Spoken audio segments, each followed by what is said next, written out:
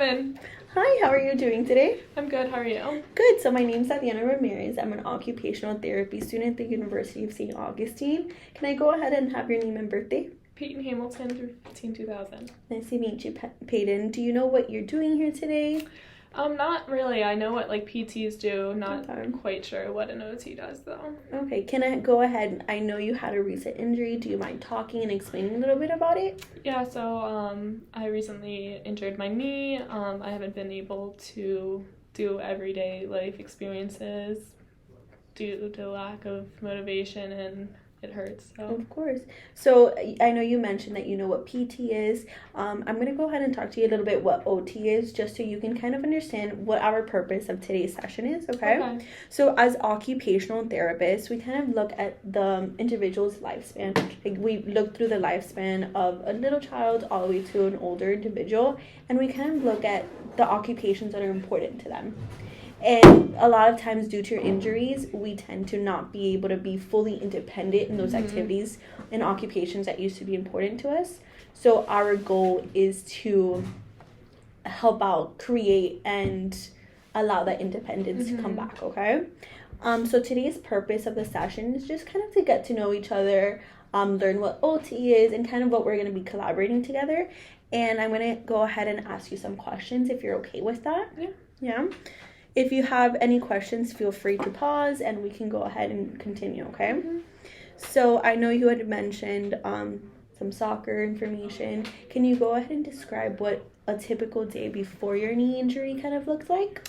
Yeah, so I would wake up every morning, take out my dog, go for a walk with him, and then I would make breakfast for myself and prepare meals for the week, and then I would go to class until 3 p.m. and go to practice, and then go out with my friends. Okay. So you were very busy kind of with your day. You had one thing after different activities. Do you mind, I know after your injury, did your day kind of change? Do you mind helping me kind of go through what your current day looks like now? Yeah, so now I just wake up, my roommates walk my dog. I don't really make breakfast anymore. I'll grab a protein bar or something quick, and then I'll go to class, and then I'll sit during practice and not do much, and then just go home and watch TV. Okay. You mentioned your roommates, so can you tell me how many roommates and kind of where your living arrangements kind of look like? So I live in a 2-story house with 3 roommates. I live on the 2nd floor, which is hard for me to get up the steps. So I manage, but it's just scary sometimes. That's for sure something we can kind of talk about and maybe find tools and different ways that we can maybe help you feel more safe and comfortable going up those stairs, because I know it can also get exhausting too with that new injury, and kind of going up those flights of stairs can be overwhelming. So we can for sure talk about that as well. Have you always lived in Miami? No, just recently for school. I got an offer for a scholarship for soccer, so I came down from Pennsylvania. Okay, well, congrats on that. That's Thank you. Big and exciting. So Pennsylvania, I assume, do you have family here, or are they kind of all over there? No family here, all from Pennsylvania. Okay. So I assume, your support system is kind of your family, but have you been able, I know you talk that you're close to your roommates. Do you guys get to do fun things together, different things that are important to you? Yeah, for sure. My soccer friends have been super supportive through this, and they are always contacting me. I'm always contacting them.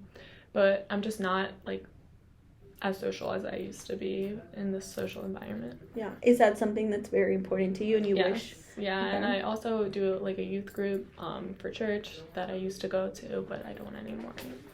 And that's something that we can hopefully get you back to. I don't know if you've heard, but there's some churches that can do virtual sessions. I don't know if that's something that you would be maybe interested in kind of checking out. Okay, so we can I can go ahead and write that down. You had mentioned that you don't have family here in Pennsylvania, that most of them are in Pennsylvania, but that you have the great friends from soccer as well as those roommates that have been helping you. Yeah.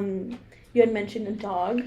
I do. You do. And I know before you used to be able to walk around. Is that something that you would like to be able to get back to? For sure. Okay. So those are some little things that you express. Not sure if you had mentioned working before. Is that something you've been able to do before? Yes. So I used to babysit, which is hard for me now. I haven't been able to just because I'm not able to play with the kids, and I just don't think it's fair for me to go and babysit just to watch TV, and because I can't really get up and play with them.